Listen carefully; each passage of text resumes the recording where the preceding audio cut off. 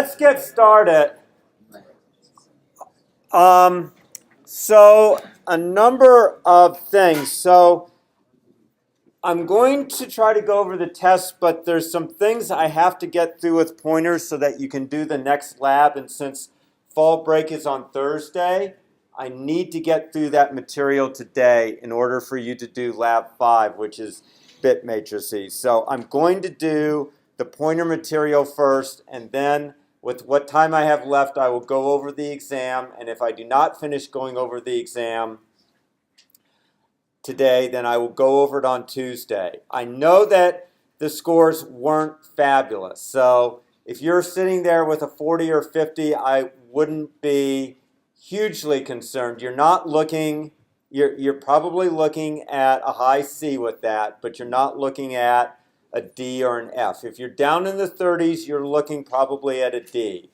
But if you're in the 40s, low 50s, you're probably looking somewhere in the C's, so you're okay. It's just, you know, how you did on the coding and the like. Also, real quick, that doesn't mean the grade on the written exam. They should take a fraction of that and consider the coding part too. That's right. So 80 points for the paper, 30 points for the coding, and we'll put those two together to come up with your final grade for the exam. And Adam has not told me whether he has finished grading the coding part or not. So, and I can't tell actually by looking at the Canvas column what it is. So I'm not sure if that is done or not. Okay.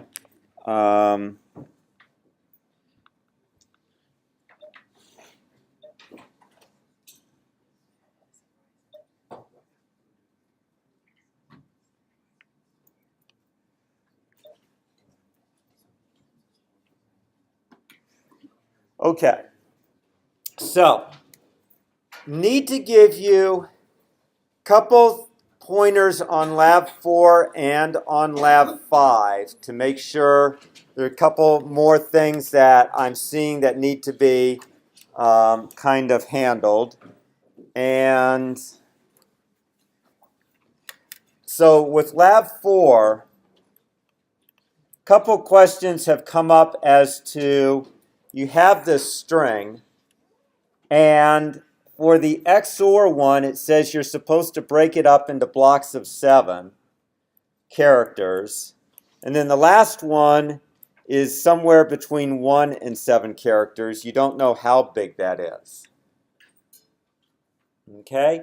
So one question that's come up is, how do you XOR it together? Well, basically, it's an iterative thing where if you call this H0, H1, H2, ... Hn, it's simply your hash key is going to be H0 XORed with H1, XORed with H2, XORed ... with Hn. So you should think of a loop where you initialize H to H0, and then basically you're saying while there's more stuff, you're saying H equals H XOR with the next piece. Okay, and I don't want to give away too much, so that's why I'm just giving you very general things. Now, the next question is, how do you get this thing broken? How do you extract stuff from this string? And the answer, so question, how do you extract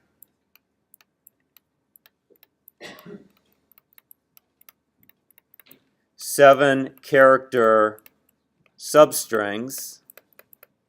And this should be a big hint. Anyone have an idea? Yes. The substring function. So use the substring function for strings to extract.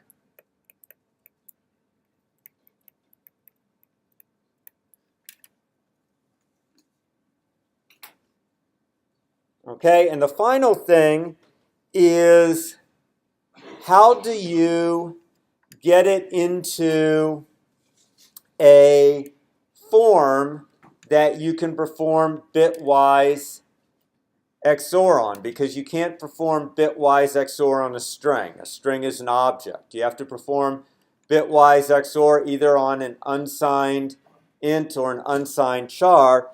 There are different ways to do it, but what I suggest is that you stuff, so how to convert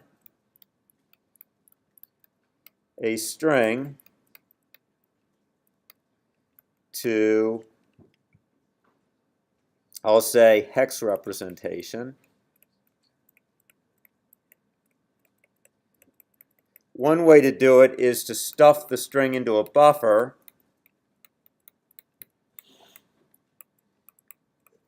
to an iString, so into an iString stream object. And then you can read it out of there and into a integer object. One way to do that is you can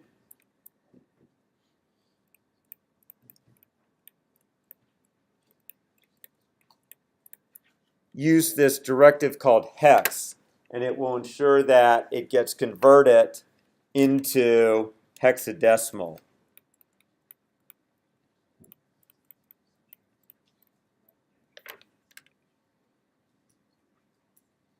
Okay, so stuff the string into an iString stream object, then read it out.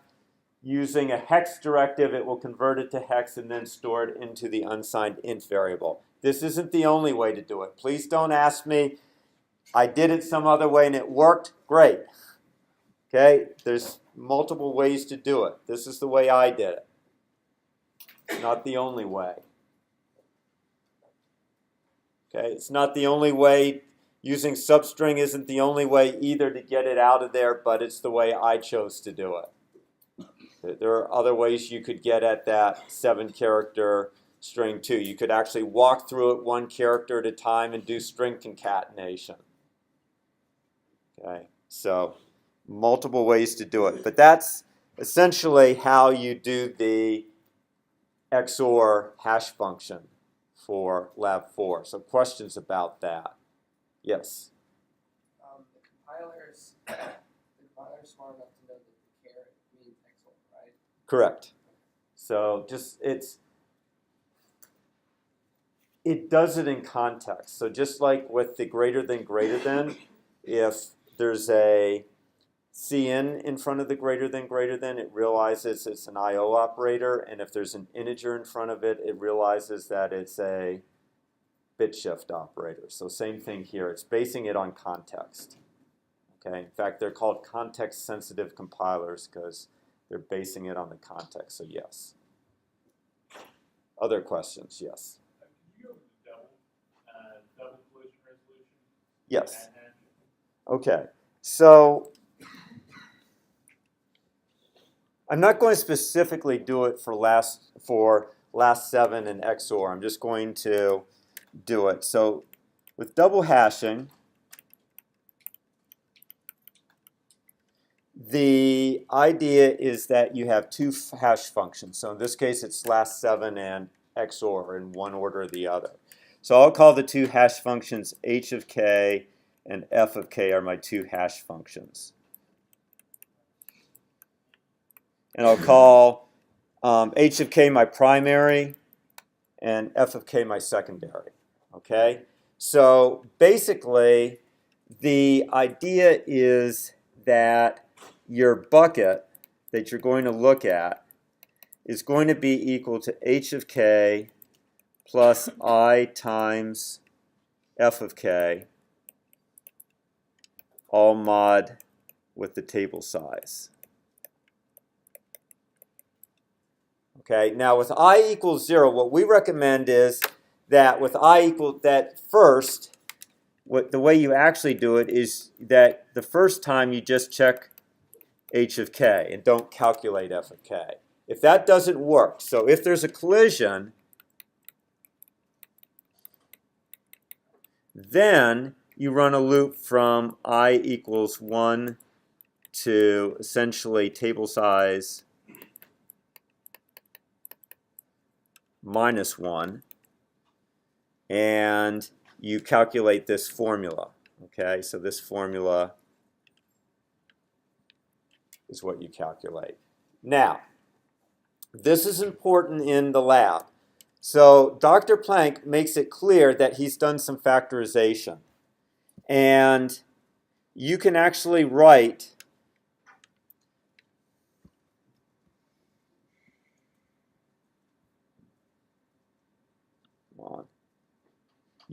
this expression here as h of k plus, you can actually do this.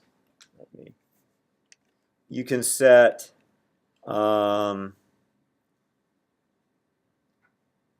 call it,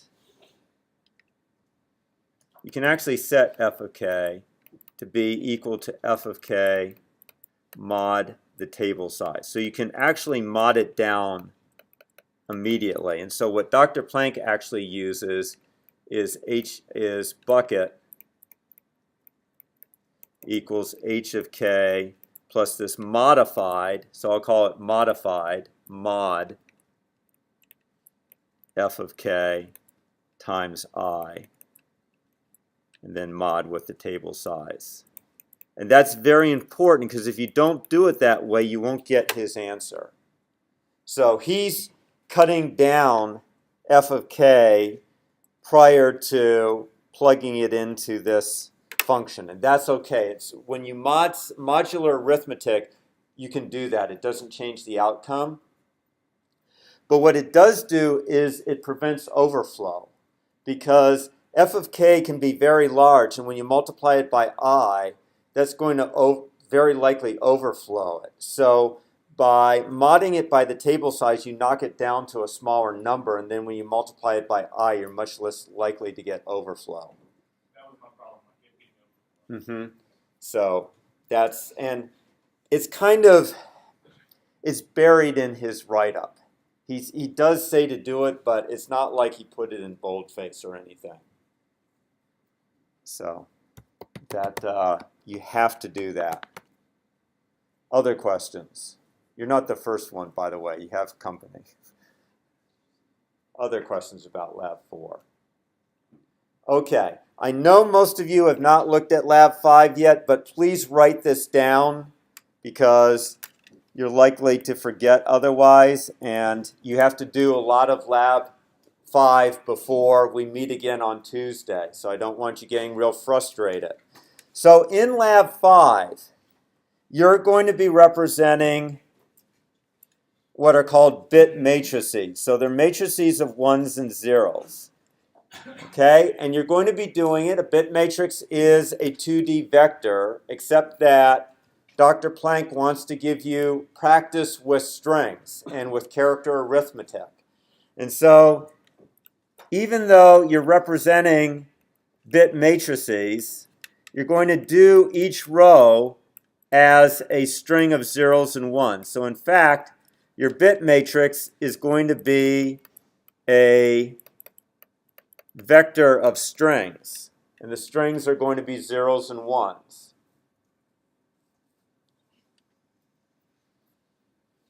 Now, he is careful to say in the lab write-up that you need to store these 0s and 1s as ASCII characters 0 and 1. You can't store them as integers 0 and 1.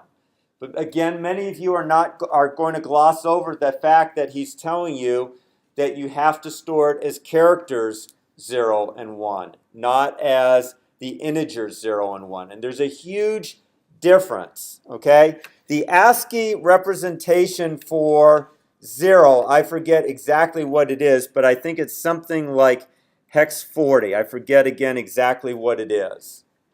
But it's not 0. It's something like hex 40.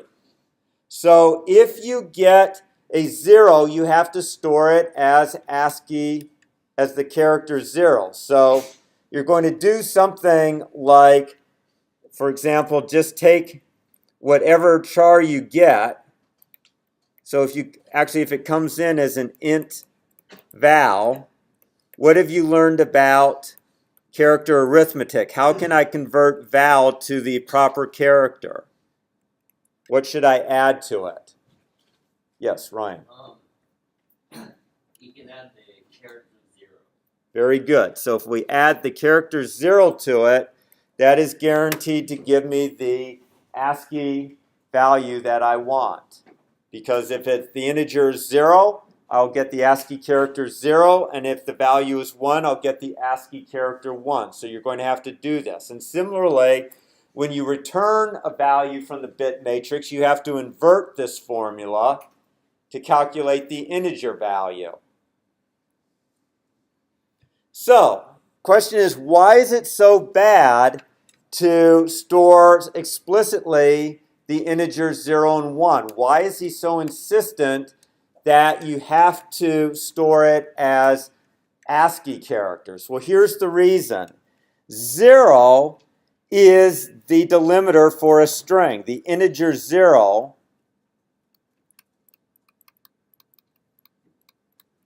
is the delimiter value for the end of the string.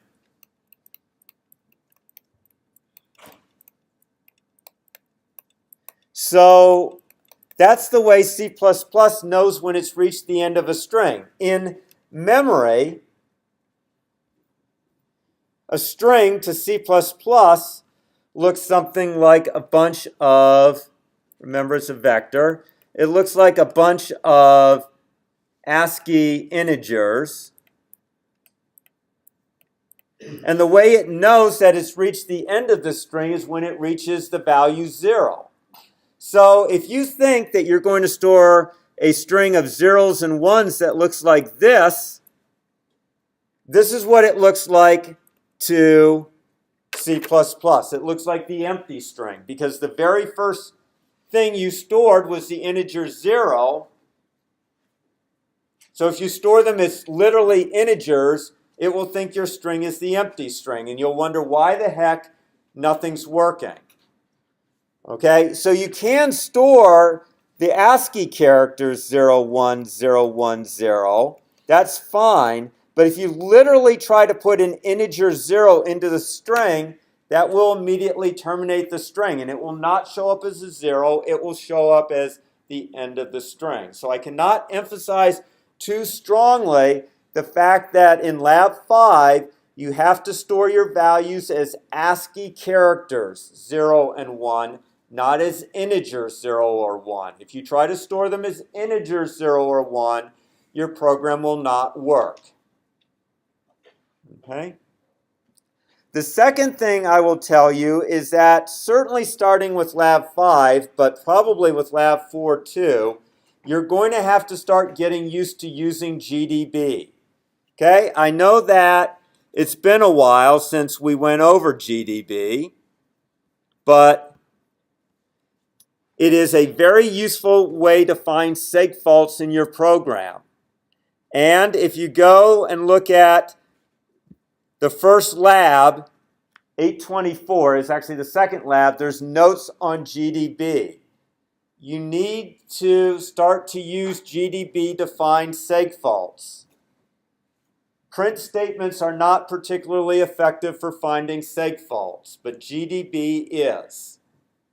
Okay, so if you don't remember how to use GDB, and I'm sure most of you don't because you haven't been forced to use it, please go back and review the notes on GDB because it's a very handy debugging tool. And with pointers, you're going to start running into a lot more seg faults than you have. If you thought it was irritating to step past the end of an array and get a seg fault, that's nothing compared to what's going to happen with pointers. Okay? You're going to see a much higher frequency of seg faults thus henceforth. And starting with Lab 5, you will be using pointers. Okay. So, last time we kind of ended, we were walking through an example. So let me just quickly review some of the things that we talked about last time with pointers. Okay, so to declare a pointer, it is a type of the variable that is pointing to and then an asterisk. So type equals the type of the variable to which the pointer points.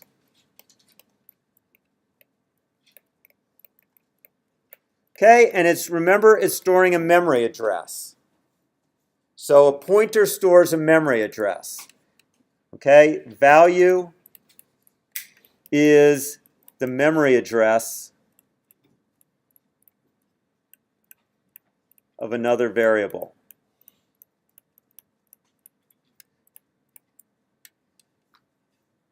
Okay, to get so for example, int star p would say that you're pointing at a integer variable. Okay, to get the address of a variable, we use the address of operator, which is an ampersand. So that gives us the address of a variable. To dereference something, we use the asterisk. So this is called the dereferencing operator.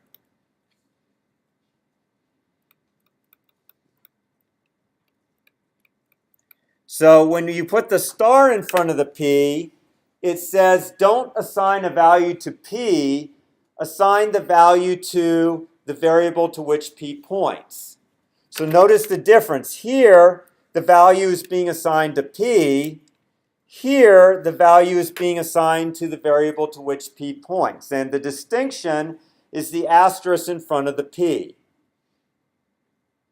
Okay, and you can use it on either side. I could say x equals star p, and it will assign to x the value of the variable to which p points. Okay, and then we talked about how you can allocate new memory off of the heap using the new operator. So this allocates a new piece of memory from the heap. I'm not going to go over the heap again. Review those notes if you don't remember what the heap is. And this is unnamed memory. You can assign to it still. So if I say star p equals 10, so when I say this, p is pointing to a new piece of unnamed memory. And when I say star p equals 10, it sets it to 10. So we were working through an example last time. This one right here. And there's three variables, two integer pointers and the variable I. So in memory, we have these three variables, I, IP1, IP2. And we'll say this is 0x1000, 0x1004, 0x1008, because integers take 4 bytes and generally pointers take 4 bytes. So this first one assigns the address 0x1000 to IP1 because that's the address of I.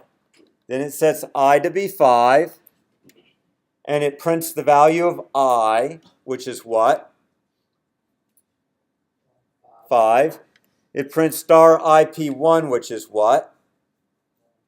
5. Because IP1, this asks for the value of the variable to which IP1 points.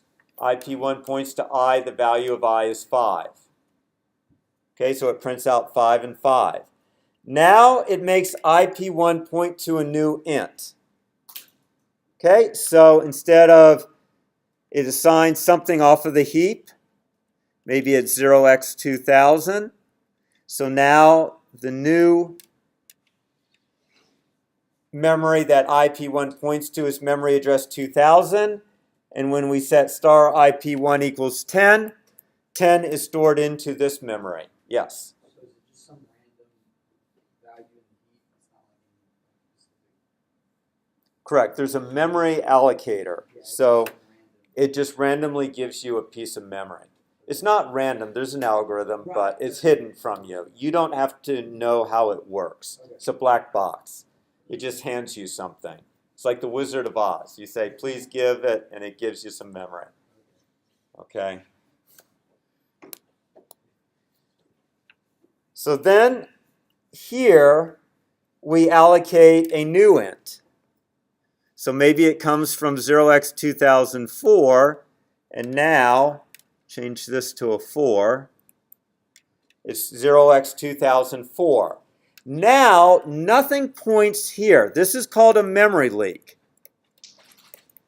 So a memory leak occurs when no pointer points to a piece of memory that was allocated off the heap. It's unreachable. So a memory leak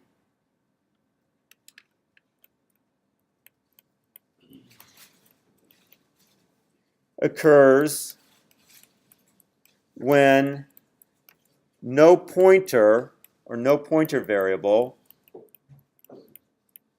points to a piece of memory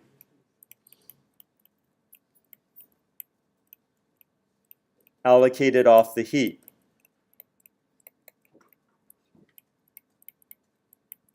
And the reason it's called a memory leak is we can no longer access this particular part of memory. It's lost to the program. And if we leak enough memory, eventually we'll run out of heap space. Remember last time I showed you how the stack might be moving up and the heap might be moving down. But if we keep leaching or leaking memory, eventually we're going to run out of memory. So it's important to remember to return memory to the memory allocator. And the way we avoid memory leaks is before we make the last pointer to a piece of memory point somewhere else, we really should have said delete IP1. The delete operator returns a piece of memory. Delete returns the memory to the heap. Okay, so it pans it back to the memory manager. And that avoids the memory leak. Okay? But if you don't do that, if you forget the delete, then you have a memory leak. It doesn't affect the correctness of your program. Your program will continue to execute correctly. But eventually it may run out of memory, especially if it's a long-running program, like a server program for Amazon. That would be bad if all of a sudden the program ran out of memory and crashed. So you want to be careful. In fact, the reason, one of the hardest things to deal with in C++ is memory management, allocating memory and deallocating memory. More modern languages like Java remove this issue of memory management by introducing something called garbage collection, whereby they automatically reclaim unused memory for you. But C++ does not have that luxury. You must manage memory yourself. Okay, so continuing with our example and assuming that we did not call that delete, we now assign 15 to our new piece of memory. Now we say IP2 equals IP1, and because there's no asterisk in front of IP2 or IP1, we want their value of IP1, and the value of IP1 is what? 2004, hex 2004, so that's what gets assigned to IP2. So now we assign the value 20 to the memory location to which IP2 points. We know that because there's an asterisk in front of it. So now both IP1 and IP2, if we print IP1, I know this is pseudocode, but if we print IP1, it prints 20, not 15, because the memory to which IP1 points has been changed from 15 to 20.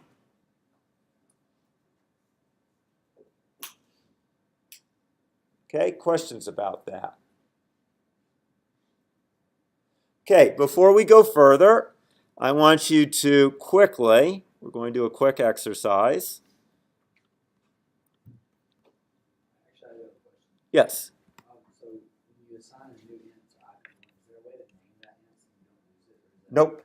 Good question. The question was, when I assign a new int to IP1, is there a way to name it? And the answer is no, there is not. It's called sometimes people refer to it as an anonymous variable or an unnamed variable. The only way that you can reference it is through a pointer variable. Okay? The only way. So that's why they're a little harder to manage. Okay? It's like they skulk around in the shadows. They have no name. Okay. So what I want y'all to do, there is we go to exams, and then we go to Dr. Plank's Spring 2014 exam, go to his PDF. There is a problem.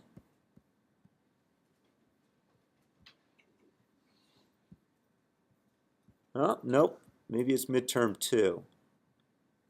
Or his final. Just a second.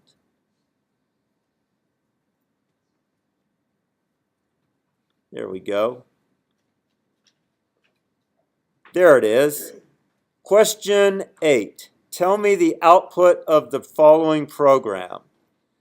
So, I want you to, if you don't have this, you can your computer with you. There's the full program. Take about 5 minutes. I'm going to give you actually 4 minutes to 10:25. It shouldn't take you too long. And figure out what is output by this program.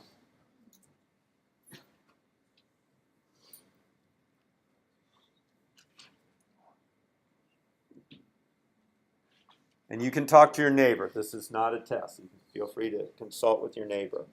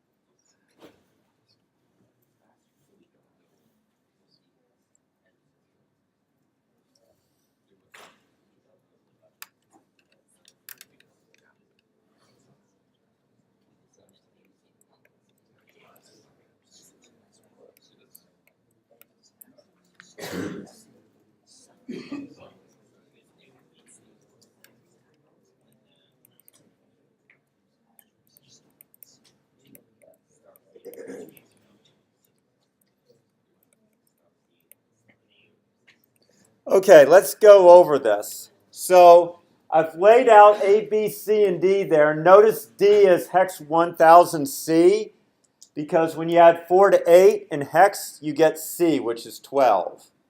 So you need to be able to get comfortable reading hex. So the first statement is easy. It assigns 22 to A. The next statement assigns the address of the address of A to C, which is 0 hex 1000. Then B is assigned the value of whatever C points to. C points to what? A, so we get the value of 22 for B. We now add 10 to A to get 32. And so in our initial set of print statements, we're going to end up outputting for A, what are we going to output? 32. For B, 22. And for star C, 32, because it points to A. Okay, so now in the second set of code right there, we start by setting C equal to new int. So I'm going to let that new int be 0x2000. And we put a 2 here for 2000 for C. Now we assign 88 to that new piece of memory.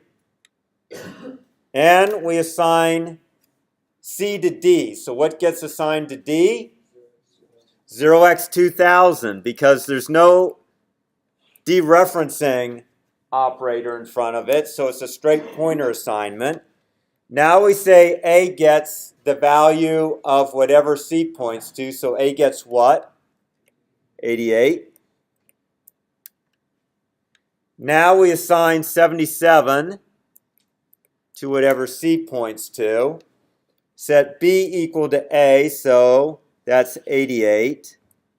And now B equals B plus 5, which is 93. So when we print it out, A is 88, B is 93, star C is what? 77, and what is star D?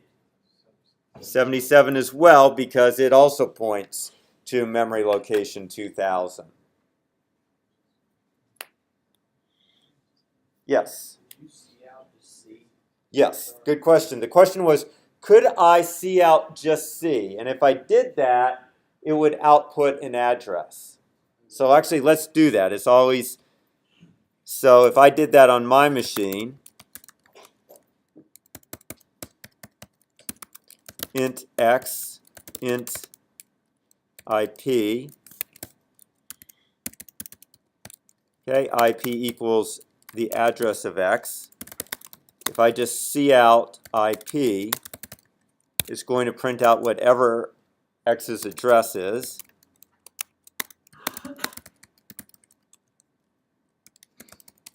Okay, which is, as you can see, an enormously long hexadecimal number.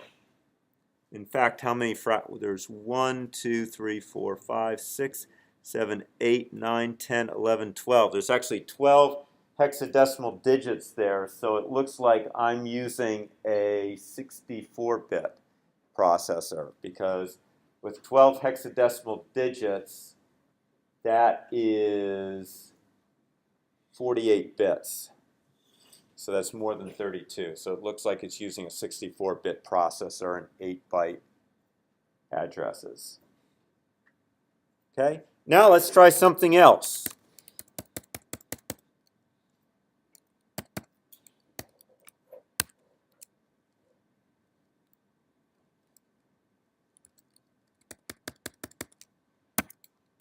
Okay, I'm not going to do anything. I'm not assigning anything to IP, right? Let's do it again. Okay, it printed out something 0x0. So it looks like it initialized it to 0. So let's now try to print out what IP points to.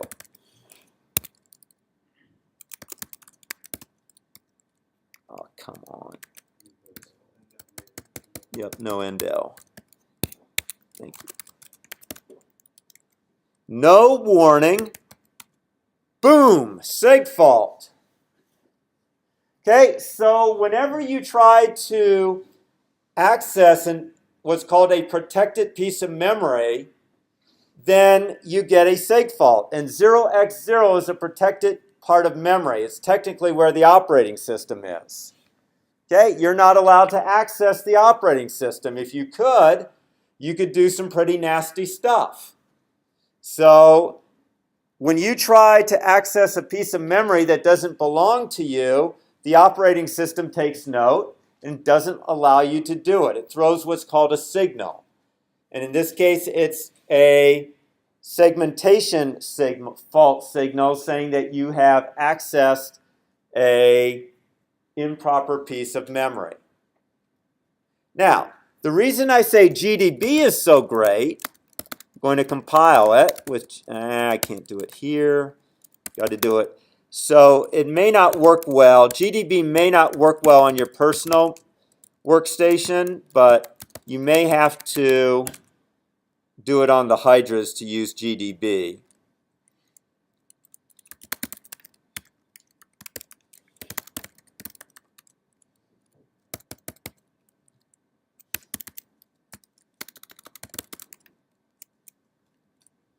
Okay, so I'm just going to do this and try to print it out.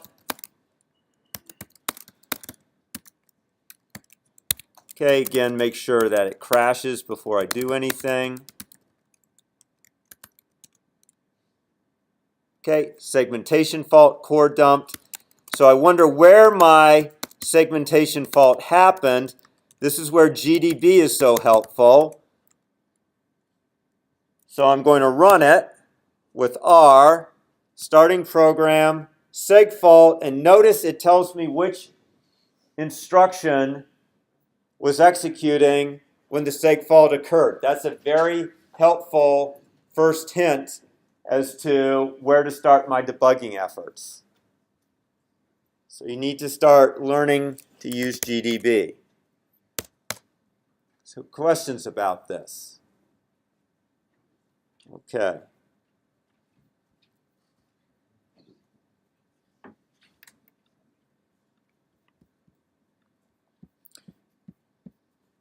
Okay, so Dr. Planck also indicates how you can point to vectors, and it should be no surprise that you can point to things other than integers, that you can point to objects. So again, he has defined this vector of ints to be an IVEC, and now he is creating a pointer to this integer vector. Okay, and he's doing some other things here. He is creating a pointer to what is really a 2D vector. So really here, this is IVPP. IVPP is a pointer to a 2D int vector. Okay, this is the type that you're pointing to. That's a 2D integer vector. Okay, and you can point to classes. Here's a class, VP, and he is pointing to an instance of that class. Okay, so he does some stuff. Basically, he has IV here, which is an integer vector. So here's IV. And he's pushing some random numbers onto IV.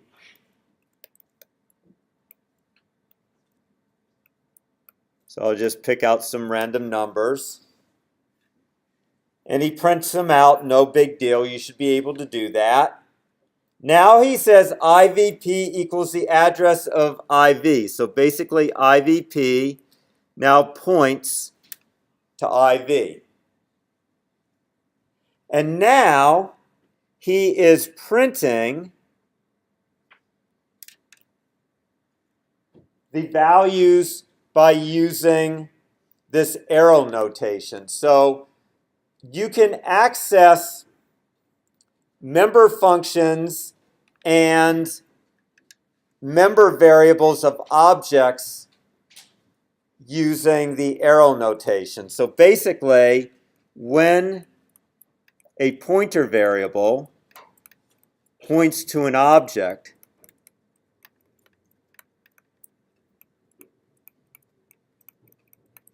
you can access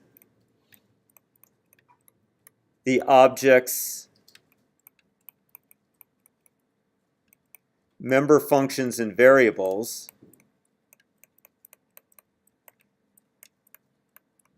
using the arrow operator.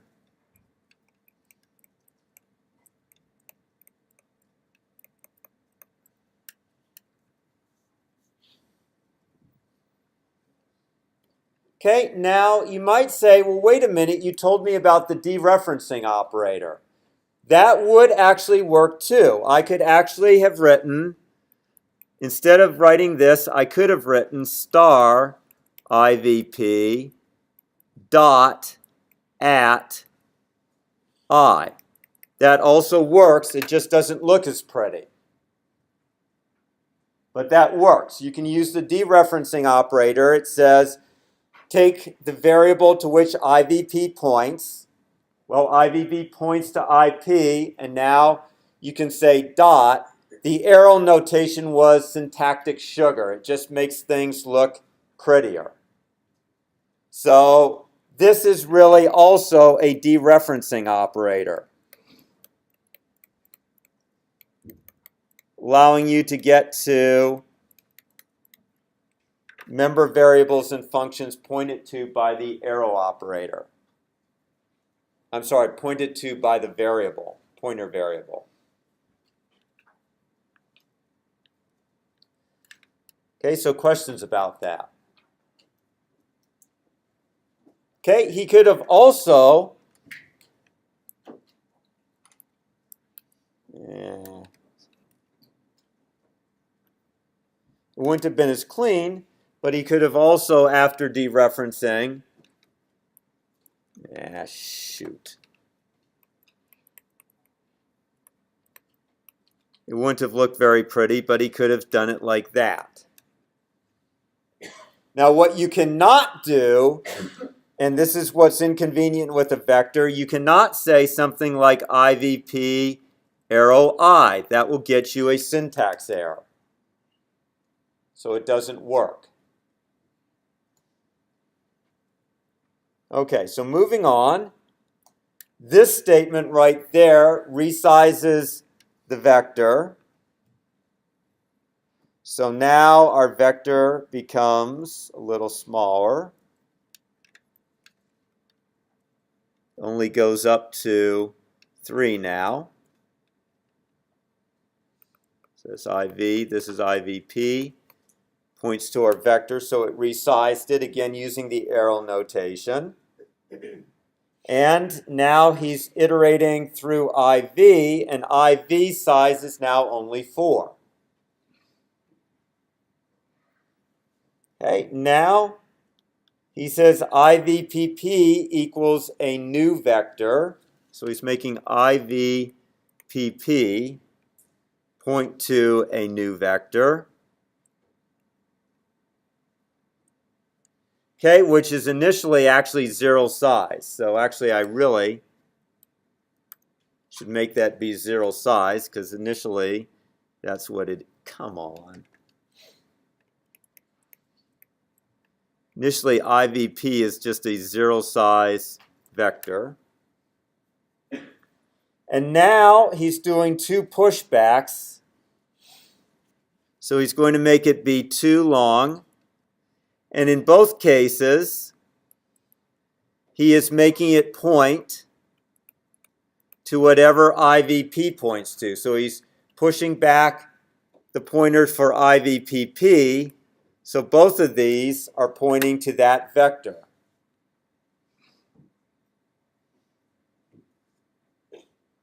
Okay, they both have whatever memory address IVP has.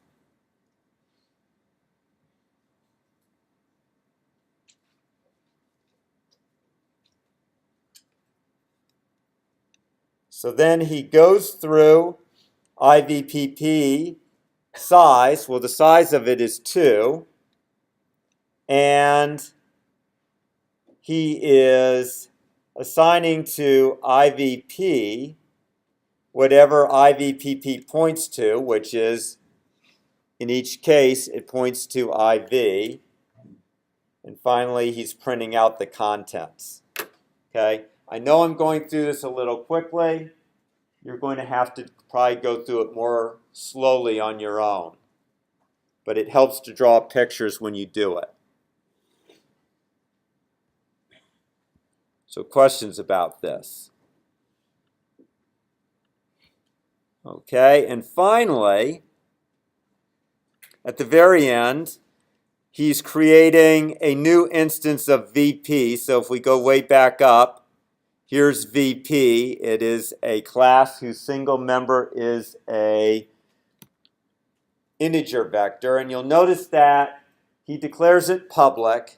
You'll see him starting to declare some things public in classes when he just wants to use it to store values but doesn't want to do any kind of manipulation of them using member functions. So if you're not using member functions to manipulate the data, it's okay to declare the variables public. But if you have member functions, you would typically make it protected. So at any rate, he creates a new VP. And then he is pushing some random numbers onto that vector. And then he is printing out that vector, the values of that vector. And notice here, he is able to use his precious, he likes being able to use array notation to access his values. And that's because up here, IV is not a pointer variable. So since it's not a pointer variable, he can use his vector notation.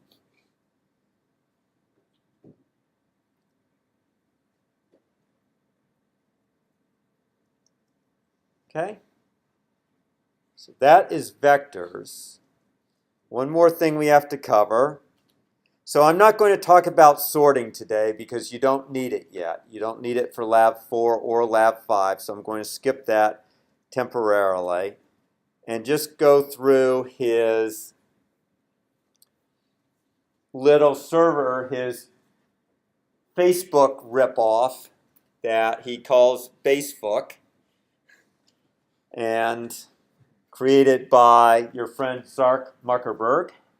So he's creating a small Facebook app, and he's telling you, well, all Facebook really is a back-end server program running somewhere in California or Oregon or wherever we're going to put our server farm.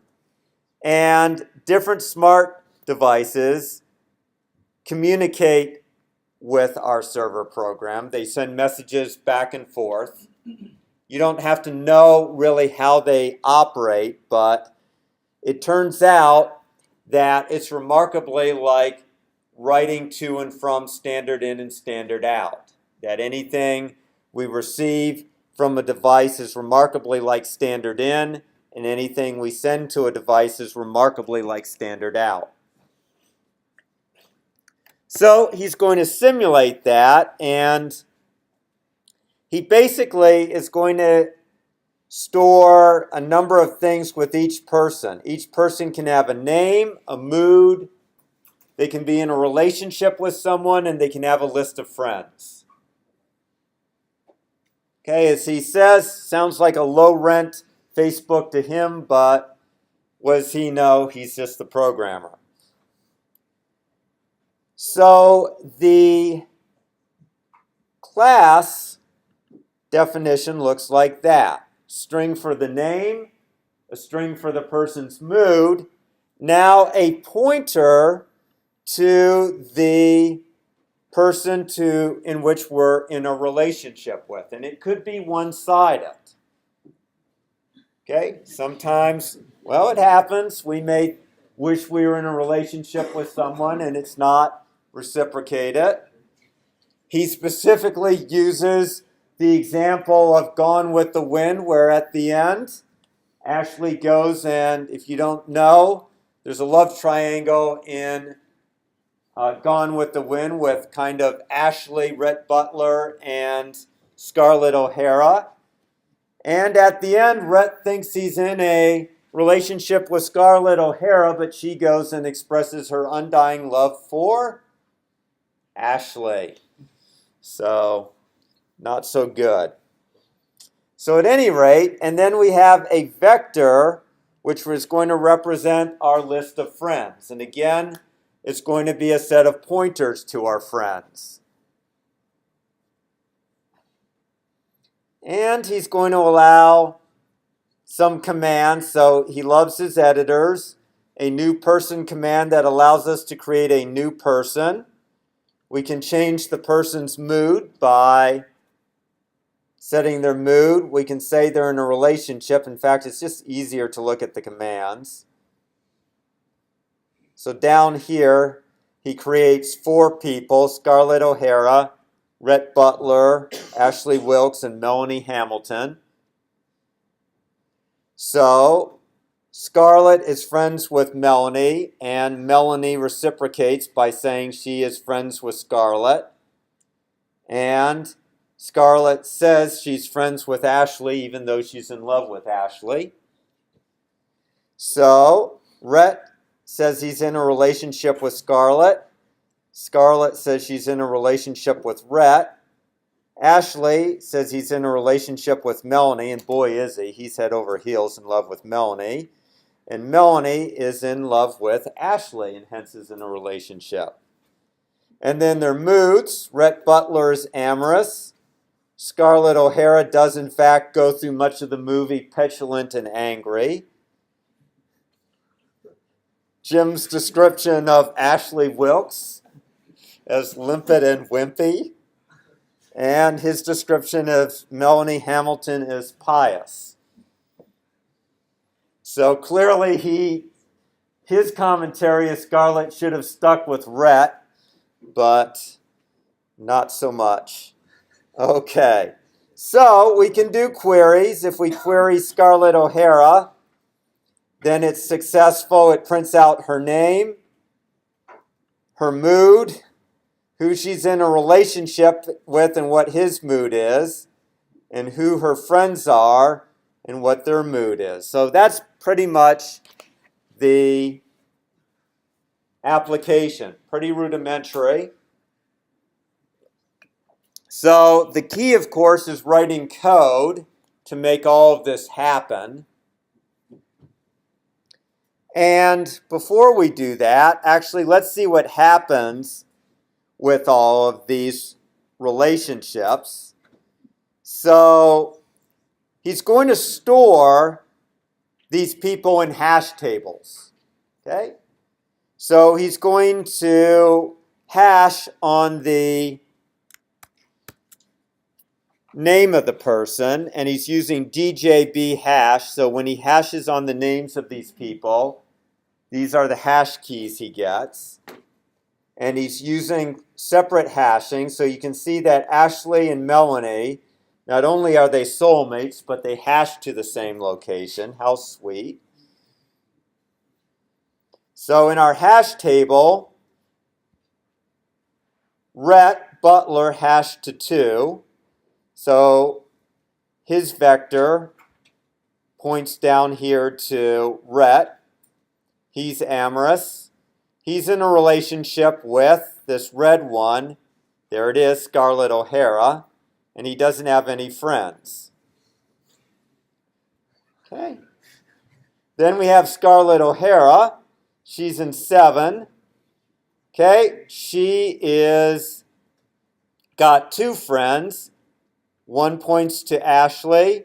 1 points to Melanie. So those are the green lines.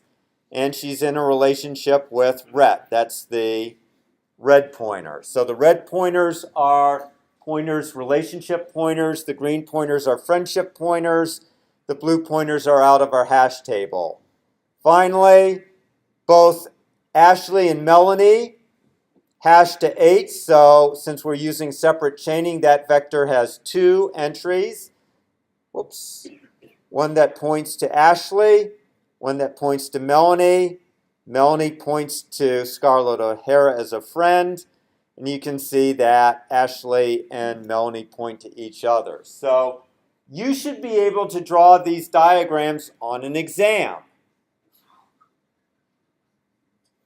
Okay? So it probably would behoove you to perhaps go through what all this was and be able to draw these arrows yourself. Okay, but it's showing how what's nice here is that we don't have to duplicate information. Okay, we have multiple pointers. So for example, we have 3 different things pointing to Scarlett. A hash table points to Scarlett. Rhett points to Scarlett. And Melanie points to Scarlett. Okay, so one object, 3 different pointers. Okay, now, before I go further, there's an important thing to... We had memory leaks. Okay? And we have a way to return memory to the memory allocator using delete. So let's say that Scarlett O'Hara, being petulant and angry, deletes her basefoot entry. So, goes away. She deletes herself. Does anyone see a possible issue with Scarlett O'Hara deleting herself if we don't take further action? What's the problem? The pointers. These are what are called now dangling pointers. Okay, a pointer to memory that's been returned to the heap.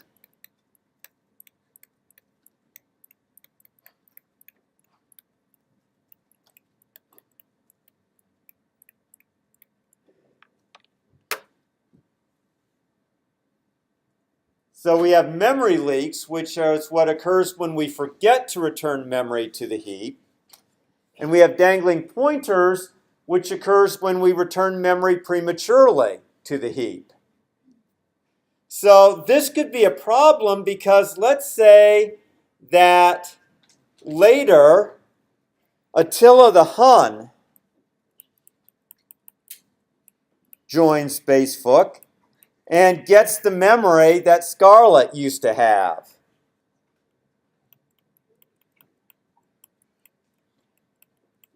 Okay, mood, murderous.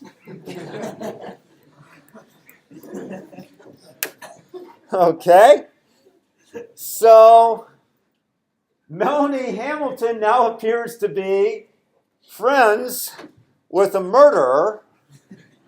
And it appears that Rhett Butler is in a relationship with Attila the Hun.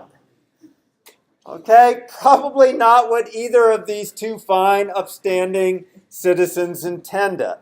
So we need to be careful with our dangling pointers. When we return memory to the heap, we need to make sure that we remove Scarlett O'Hara as a friend, and that we also set Rhett Butler to not being in any relationship anymore, which we would do with the constant null. If you see the constant null, it means that the pointer is not pointing to anything.